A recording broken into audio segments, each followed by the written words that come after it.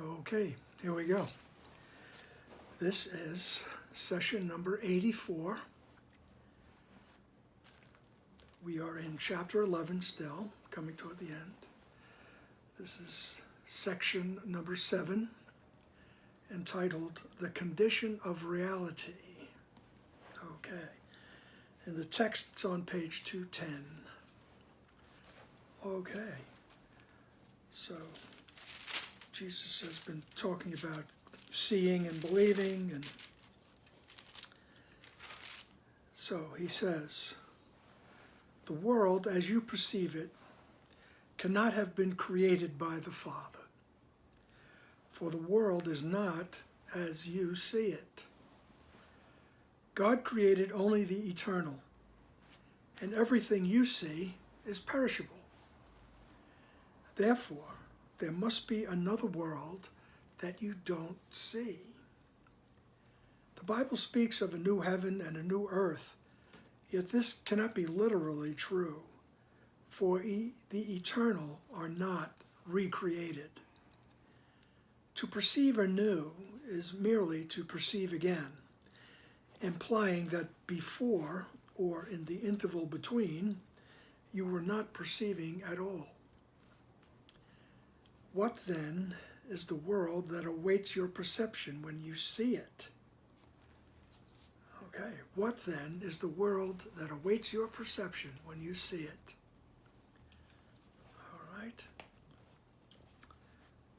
So I think the salient statement in there is, besides that final one, is sentence number 3. He says, therefore, there must be another world that you do not see. All right? Because he says this world couldn't have been made by the true original source. All right? The Creator, as he is referring to God here. Could not have been. All right? Because everything you see is perishable. All right? Everything. No matter how big the mountain, no matter how deep the ocean, it's perishable. All right? I mean, you see even planets getting sucked into black holes and things. Everything you see is perishable, so it couldn't be created by the Creator. All right? He says, what then is the world that awaits your perception when you see it? All right? What is that world that awaits your corrected perception? Okay? Remember, this is the condition of reality. So when Jesus refers to reality, he's not talking about this world. All right? He's talking about the reality that will dawn on you. All right? The knowledge of where you are. Paragraph 2. Every loving thought that the Son of God ever had is eternal. The loving thoughts his mind perceives in this world are the world's only reality. They are still perceptions because he still believes he is separate. Yet they are eternal because they are loving. And being loving, they are like the Father, and therefore cannot die. The real world can actually be perceived. All that is necessary is a willingness to perceive nothing else. For if you perceive both good and evil, you're accepting both the false and the true, and making no distinction between them. So you get confused and you can't tell, false from true. He says when the truth is the only thing you want, right, you can perceive the quote-unquote real world, as I put it in quotes because we use that term in the Course in Miracles, the real world, right? It's like that I think at one point Jesus says, you're on the lawns of heaven, all right? Just before you wake up 100%, okay? So, and he says, every loving thought you ever had is eternal. He says that, and that's the only thing in this world that can be a reflection of reality. All right, those loving thoughts are reflections of reality because they're still perceptions. All right, and he says they're still perceptions because you still think you're separate. All right, but every now and then you have these wonderful loving thoughts, okay, and loving actions. All right, those are all reflections of God's will. All right, and the extent, which is the extension of love, the extension of everything. All right, so because those loving thoughts, as he says, they're like the Father. They can't die. All right, and he says the real world can actually be perceived. All right, as we go through this day-to-day existence, we can actually perceive the real world. Okay, and he says all that's necessary is a willingness to perceive nothing else. Sooner or later, we get to the point where we realize this world really has nothing that you want. Right? It's not the way to peace of mind. Right? It's a very confusing and conflicting place, very chaotic. And he says, when it's the only thing that you want, all right, is to perceive reality, to perceive things lovingly, he says, then you'll have it. All right? I think that's, one of the reasons why I keep repeating over and over again, I want to have my perception changed. I want to see correctly. All right? I want to perceive things correctly. Okay? So, he says, because if you still see good and evil, a little good, a little evil, he says you're accepting both the ego and God, the false and the true. All right, and it's hard to make distinctions between them, So you just keep checking yourself. What is it that I really want? What is it that I really want? And you'll see that there's a moment in time when you come to a point where it's just exasperating to want to continue in this insane world, right? Okay. Paragraph 3. The ego may see some good, right? Let you have a little good. The ego may see some good, but never only good. That is why its perceptions are so variable. It does not reject goodness entirely, for that you could not accept. All right?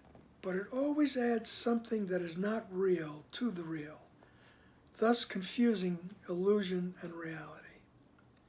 For perceptions cannot be partly true. If you believe in truth and illusion, you cannot tell which is true. To establish your personal autonomy, you tried to create unlike your father, believing that what you made is capable of being unlike him. Yet everything true is like him. Perceiving only the real world will lead you to the real heaven, because it will make you capable of understanding it. As we ask more and more for our perceptions to be changed, when we sincerely want to see kindness, goodness, innocence, right? And we allow the other to have kindness, goodness, and innocence, etc. Right? So when we have our perception changed, there comes a moment in time when you begin to understand what the true heaven is. Right? And it's only a proverbial hop, skip, and a jump until you go there. Okay? And as the book will say, and God reaches down. God takes the last step. Okay? It's poetic, it's metaphor. All right? You just come to the point where it's just a natural thing, all right, to be absorbed by the eternal. Okay. So he says the ego may see some good, but never only good. All right? And the ego will tell you about it, these trite little sayings, into each life a little rain must fall. Well, why is that? Right? He says that's why perceptions are variable. Right? And the ego's, clever. It knows that if it made your life a living hell every minute of the day, you wouldn't want that. You'd say, what am I doing here? What the hell? All right?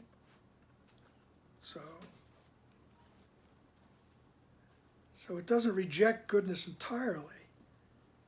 All right? For that, you could not accept. Right? You couldn't just live in a world that is only evil. Right? You wouldn't want that. You couldn't accept that. All right? So, to establish your personal autonomy, so to ensure that we really could separate from God, to establish my autonomy, all right, I tried to create. All right? You tried to create unlike your Father, believing that you were made, that what you made is incapable of being unlike Him. All right? It's capable of being unlike Him. Sometimes Jesus throws in these double negatives and my head gets used to reading that way. All right. He says, to establish your personal autonomy, you tried to create unlike your Father, believing that what you made is capable of being unlike Him. Yet everything true is like Him. Perceiving only the real world will lead you to the real heaven, because it will make you capable of understanding it. All right? And that's the bottom line of that paragraph. All right? Perceiving only the real world, all right, will lead you to the real heaven. So that's why we ask for help. Help me to change my perception. All right? You can go for years carrying a resentment or a hatred, all right, or a sadness, for years. And someday you just say, well, you might get tired of it. And that's when you reach out to Jesus or the Holy Spirit. And you say, help me to change my perception. I'm tired of interpreting that situation, all right, the way I've been interpreting it for 50 years. Or however long it takes, you youngsters. All right? And that will help you, it will lead you to realizing the real heaven. All right? Because you'll be capable of understanding it. All right? We can't understand the real heaven in terms of the ego. All right? We have to put the ego down in order to understand who we truly are, where we are. All right? The perception of goodness is not knowledge, but the denial of the opposite of goodness enables you to recognize a condition in which opposites do not exist. And this is the condition of knowledge. Without this awareness, you have not met its conditions. And until you do, you will not know it is yours already. You have made many ideas that you have placed between yourself and your Creator. And these beliefs are the world as you perceive it. Truth is not absent here, but it is obscure. You do not know the difference between what you have made and what God created. And so, you do not know the difference between what you have made and what you have created. To believe that you can perceive the real world is to believe that you can know yourself. You can know God because it is His will to be known. The real world is all the Holy Spirit has saved for you out of what you have made. And to perceive only this is salvation, because it is the recognition that reality is only what is true. Alrighty then. So as we go along in our life, and if we're following this path, we're asking that our perceptions be corrected. All right? We're undoing the ego thought system. We're undoing the denial of knowledge. We're undoing the denial of ourselves, all right, of our true selves. Okay? Every time I ask for my perceptions to be changed, all right, I'm working toward the knowledge of everything. I'm working toward the awareness. All right? And Jesus will use different words, and we call it salvation.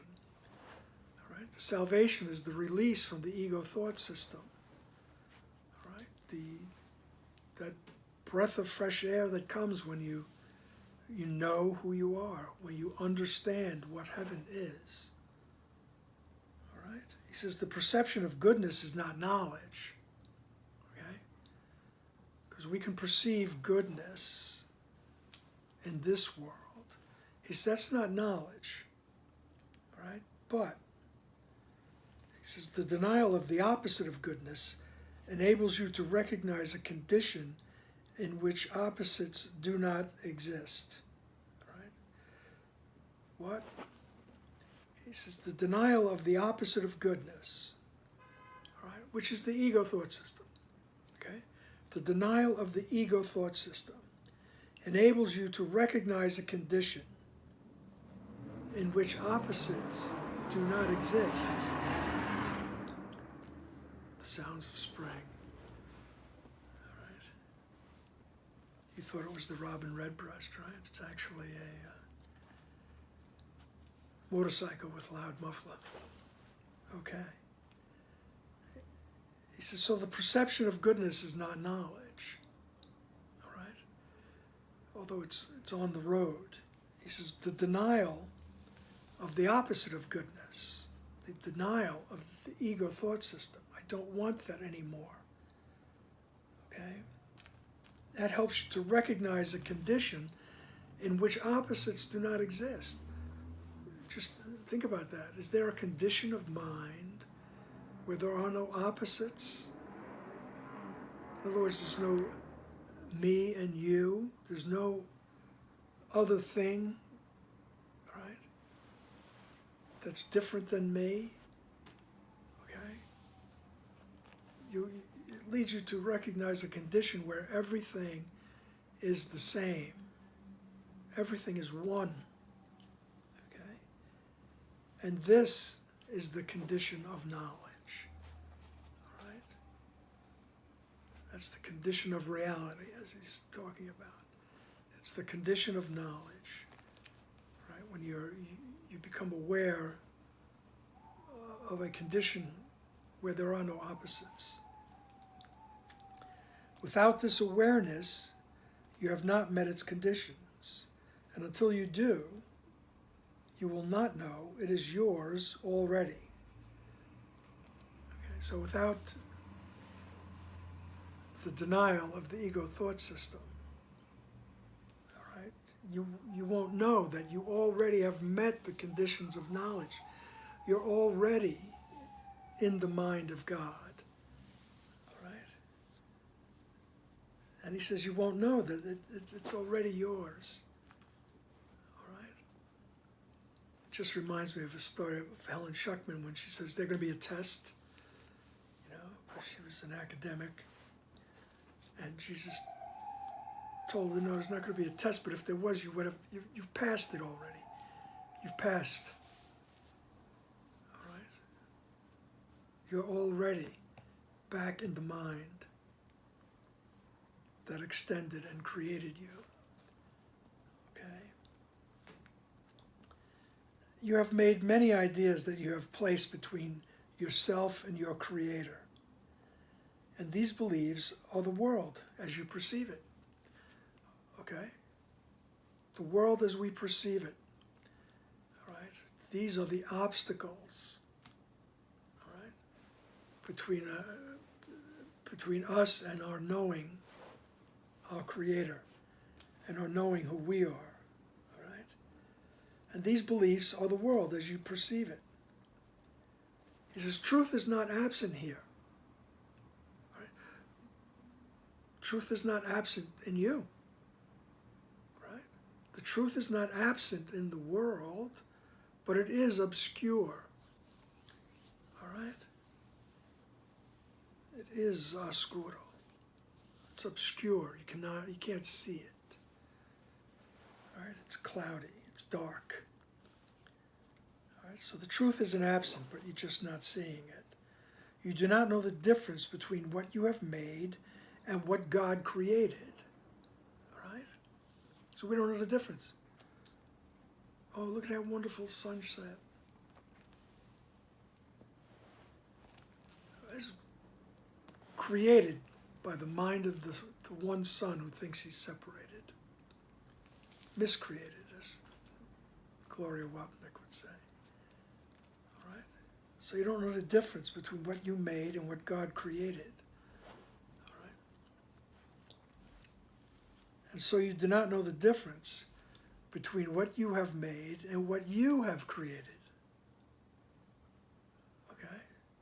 So I don't know the difference between what I've made, which is the world, okay, and everything in it, right? As me, as the one son, us, right? We made this entire universe.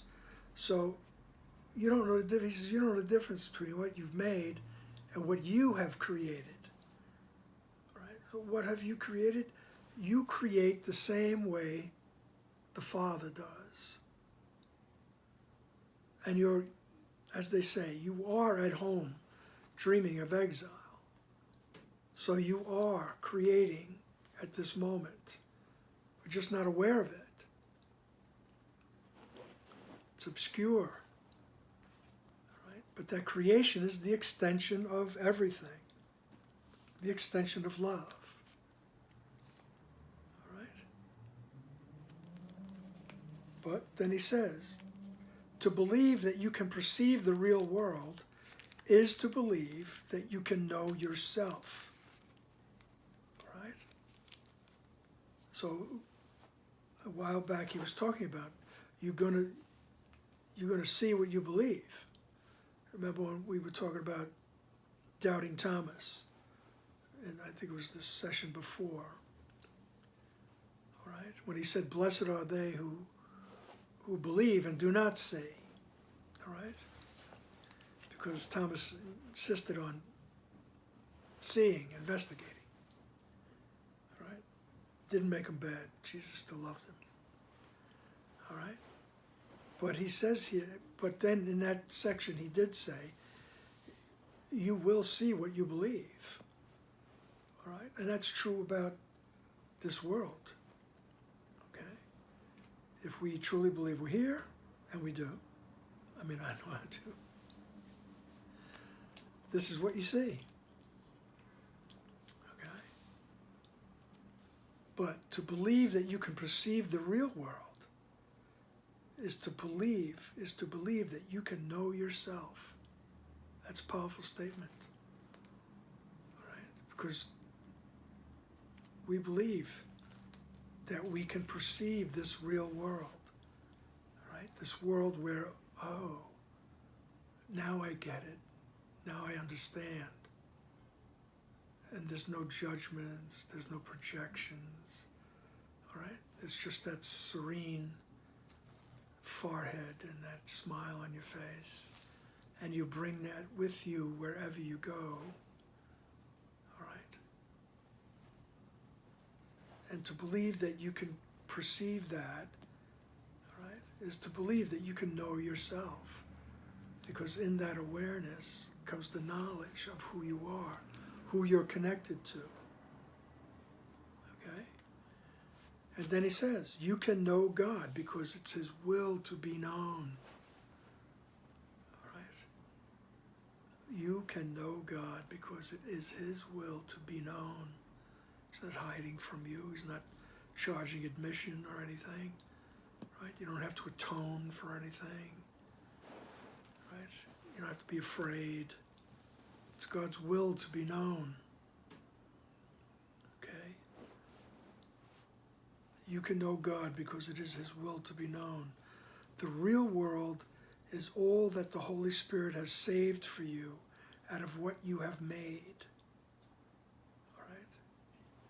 So as we go about through our lives and we ask to have our perceptions changed, he says you'll see that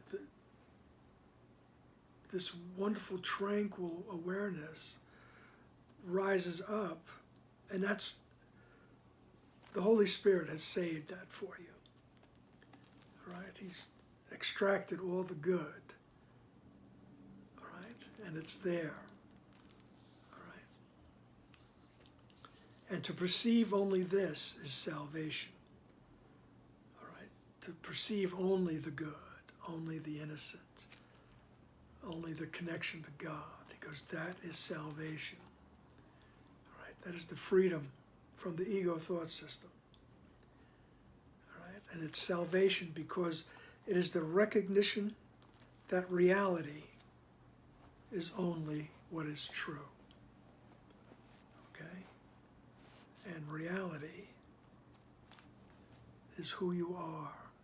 That's the only thing that is true. Right? Reality, your connection to your source. Right? That is who you are. And that's the only thing that is true. All right? And this condition of reality is that willingness and that belief that we can do it.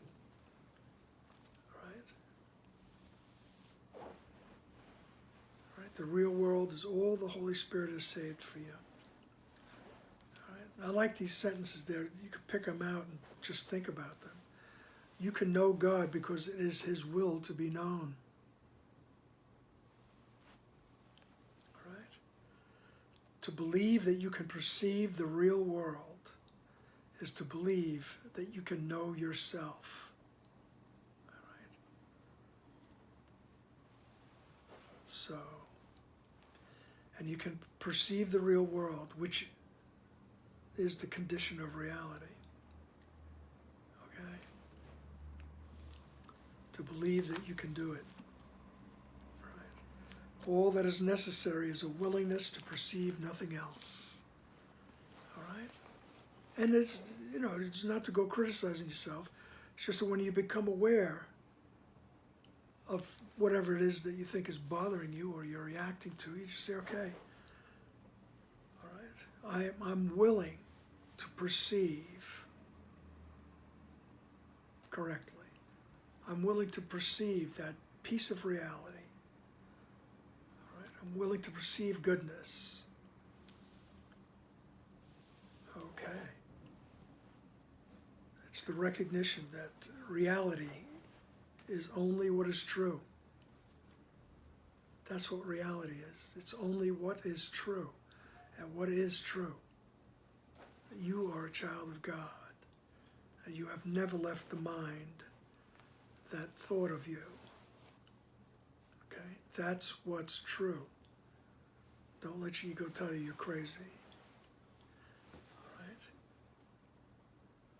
The reality is only what is true.